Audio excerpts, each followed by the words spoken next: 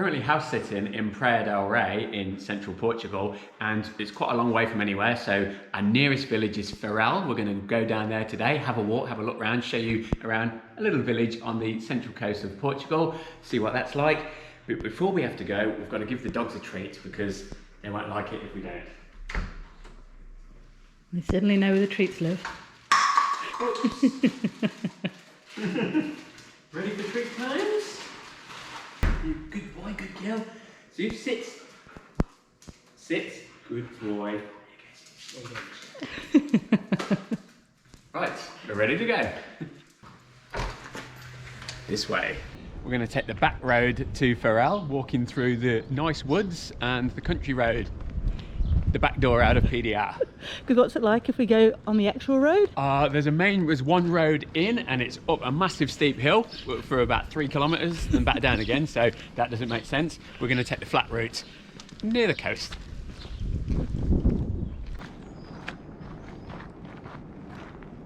This is like a major area for growing vegetables, but we've noticed this year, for some reason, a lot of the crops seem to have just been left to, I don't know, to like rot in the field. We're not too sure if they couldn't get enough people in to harvest, or maybe there's issues with water. I'm not sure, but this is something we hadn't seen before.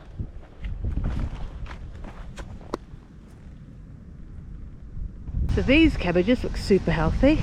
It could be because the guy's spraying them.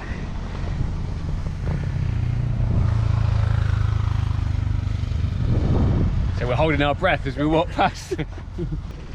These ones are super healthy looking. After a nice 50-minute walk through the country, we've reached the big smoke now. There's some tar seal on the ground, so here we are in Farrell. Got about 2,000 people, I think, so I'm assuming it's a village. I don't think it's a town, it's not quite big enough, but a big village.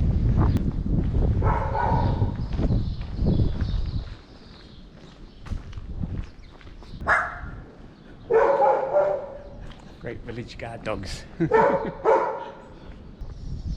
The old well's been filled in and there was a water pump here once for communal water. Now no longer necessary. At least I've got it there just in case. So lovely. Here's another New Zealand Christmas tree, a Pohutakawa. You see them all around Portugal in the coastal regions. No red flowers yet, but nice bench to sit on. And a lovely shrine to Nossa Senhora de Fátima.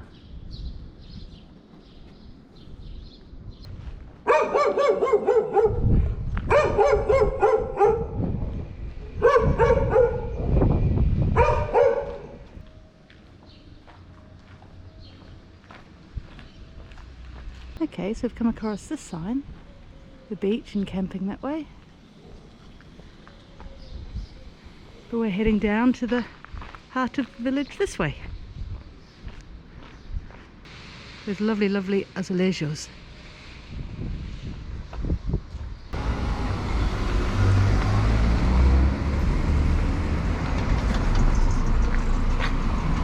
A bit of a traffic jam. There is a bit of traffic, isn't there?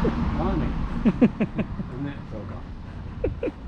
I noticed this was Rua da Paz, Peace Street.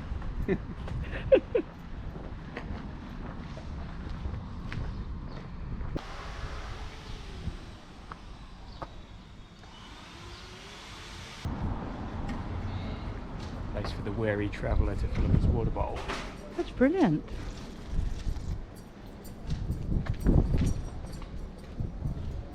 Something we all need to remember.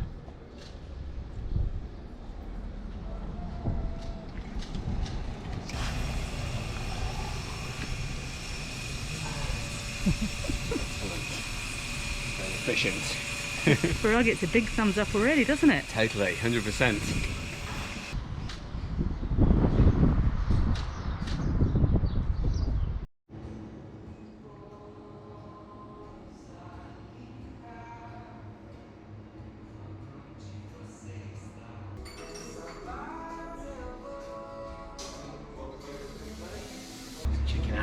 Going on with the festival. It's festival season here and in Portugal in July and August. There's lots of festivals going on. There's a 3-day festival here with music on in the evenings, finishing with a night of fados on the 3rd of July. So this is one of the many supermarkets here in Farrell. They tend to be like smaller ones. This one, the Meu Super, is affiliated with Continent.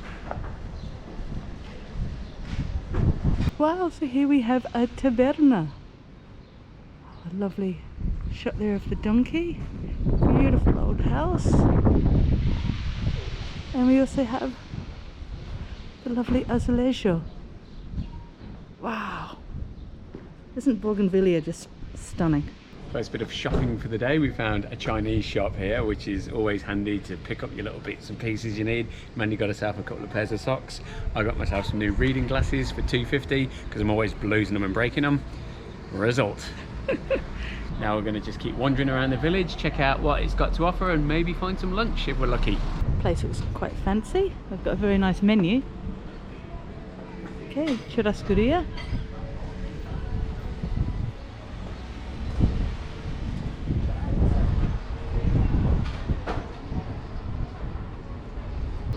It's quite a nice looking cafe, breakfast and lunch. It's called Cali Food. And every day, 8 till 4:30. Okay, so here we have a fish shop. I think it's frozen fish. And another butcher's. Actually, I think this is the one that Lee came to. He got some really good steak, I think, for his birthday back in March. Another supermarket. I've been to this one before. It was quite good. Looks like it's got a good variety of fruit and veg in there. Moo Bar and Grill. This is like the main road heading towards Balial and Kanish. I love this church. It's never actually been open, and we've gone past.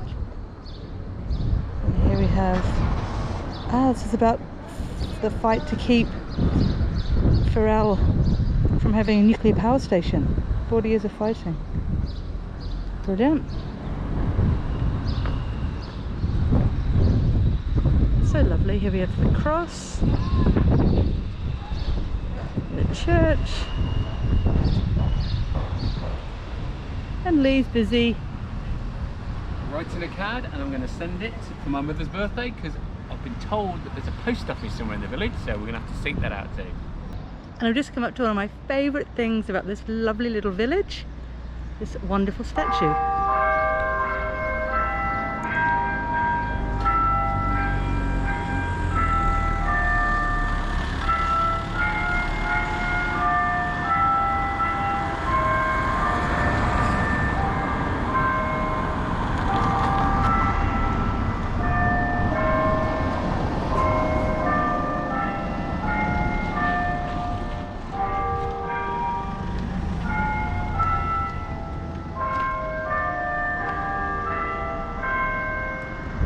Okay, there's a self-service laundry.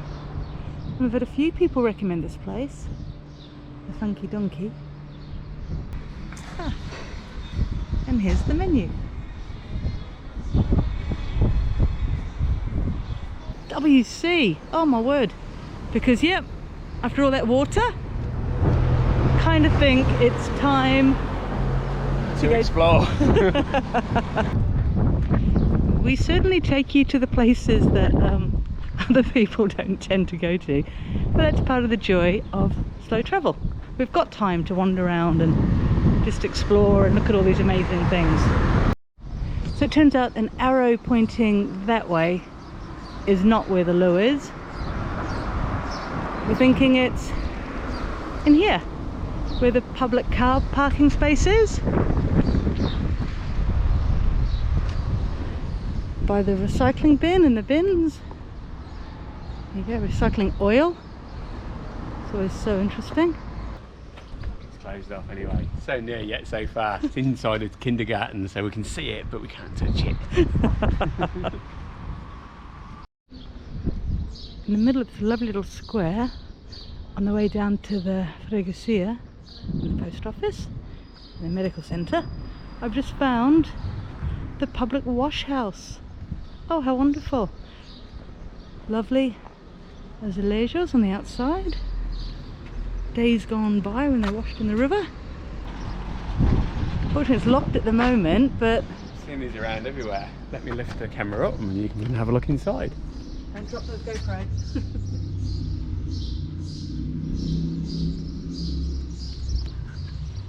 Come here to do your washing and meet the neighbours. Yeah, it'll be so cool. And admire the beautiful azulejos as well. Always beautiful in Portugal. Wow, we've just never been down this way before. It's a really sprawling village. It's kind of on both sides of the main road that heads down to Baleal. There's little bits everywhere. We just keep discovering new things. It's cool. Homage to the soldiers, the memorial, by the look of it. Wow. Oh wow.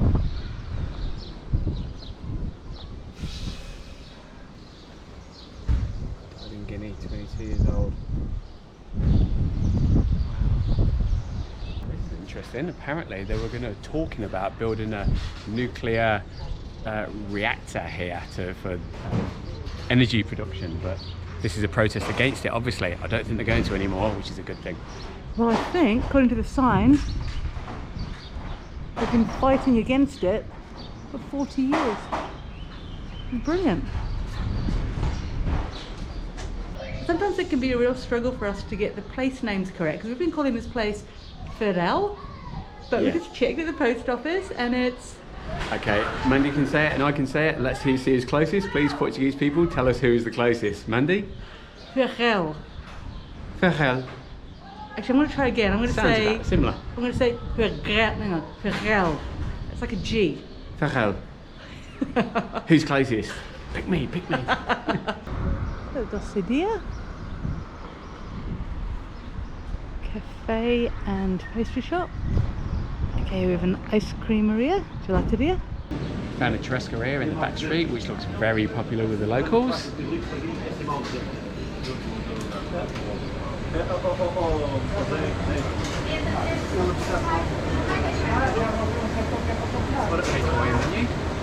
This is the main road going down south towards Baleal. There's a cantina on the corner, a yellow one, and this road is Rua São João.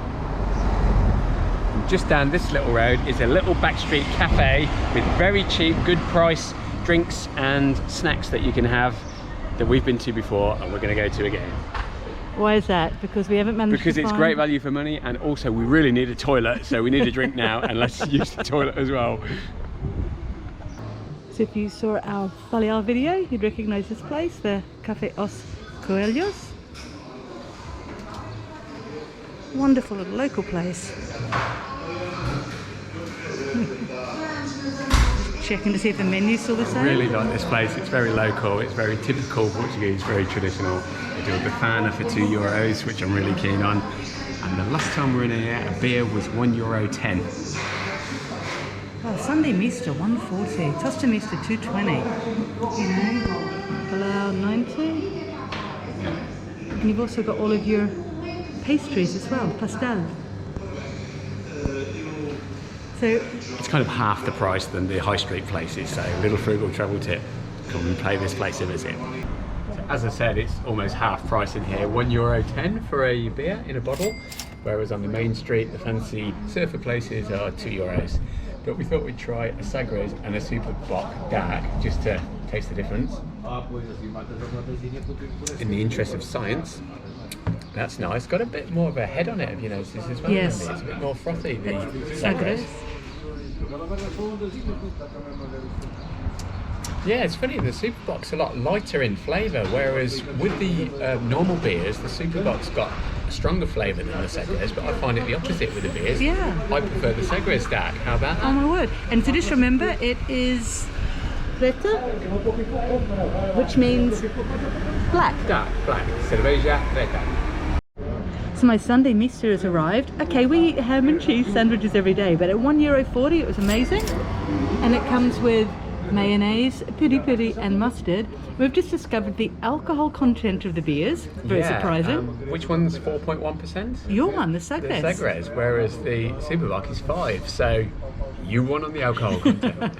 My bifana has arrived, and that looks wonderful. I'm pleased about that. Yep, €2. That's pretty good. Now I'm going to do the quick taste test.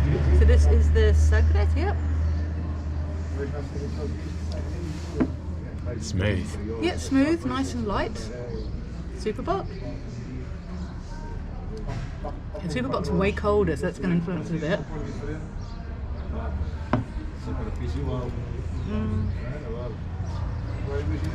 So I get some extra of Lee's beer. No, tell him. Yeah, I fell for that one, didn't I? See, I like the super bock because to me it tastes more like coffee, that like bitter coffee flavour, which I really like in a dark beer. But they're both really good. And seriously, €1.10. Normally, like your normal beer is, even a bottle might be like $1.50, but it's always dearer for a preto. So the fact that it's that price, this place is brilliant. This is actually the first time in 10 days we've had bread, fresh bread that hasn't been toasted. So, oh, I'm just so excited. I'm really, really enjoying this. One thing to remember is no pavements along here as such, so like really, you know, hug the sides of the buildings. There's not a lot of room. I'm not too sure what most people do, but for me, a really good way to gauge the prices in the supermarket is to have like a few things in mind. So, for example, I just nipped into the supermarket behind me, and carrots were $1.35 a kilo and bananas were $1.65. And the shop around the corner, the first one we looked at, the Continent Associated one, carrots were 85 cents, which is like normal price. So there you go, this is like a little frugal travel tip. Just pick out a couple of things and that way you can tell if the supermarket's more expensive, it's cheaper, or if it's like an average price. So it seriously is wonderful what you find when you walk around and you keep your eyes open. We've stumbled across this place, it's called Rebeca. It's basically like a cultural centre. They've got exhibitions on. This one is here May until July. But so it turns out they have so many things like running. So we've got the art exhibition here, and it turns out that if you sign up for membership for €12 per year, this is what's included. So for example, they have walking tours, they have like conversations, Portuguese, there are books that you can borrow and swap. If you're interested, here are the details, and here's the website. I think it's the sort of thing that for people choosing to live in this area and they want to assimilate a bit more and like learn some Portuguese, what a wonderful opportunity. Wow. They have a toilet, big thumbs up. It's just, wow. Oh, and how lovely.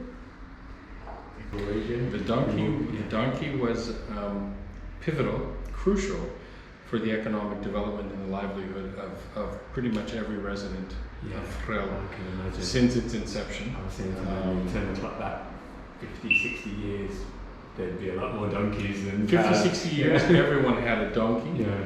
The donkey would walk in through the front door, through your house, on its way to the barn, if you had a barn. Yeah. The donkey had a name. And if you talk to some of the older people in the village, they will refer to people, you know, Helen, Georgina, Tom. And if you listen to them long enough, you'll realize they're talking about, they're reliving memories of their donkeys from their childhood. The donkey was part of the family, and it was crucial because if you were a farmer, it is what transported your tools and your harvest to market in Peniche over along the beach, because there was no road between Baleal and Peniche.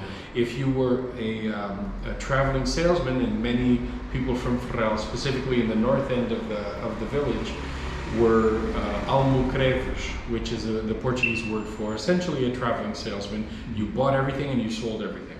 And so the donkey was your means of transport, and also your means of lugging your work around.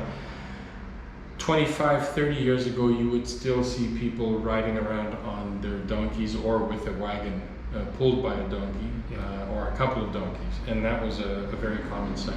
Wow, so there you go, there's the... so the donkey is essentially, and they say that the donkey in Farrell is the most intelligent donkey, essentially because most donkeys in Farrell knew their way home without having to be led. So let's say you're in the field and you want to send some carrots back to your partner who will cook them, you would grab the carrots, put them on the donkey, slap the donkeys behind, and the donkey would just go home. When you could get back to work, you would be donkey. That's awesome. GPS of yesteryear. Yes. Aldo, can you explain to me again the eating habits of the Portuguese? There are generally 4 meals. There's pequeno almoço, which is small lunch. It's the first of the day and it's very light. A piece of toast and a coffee, generally.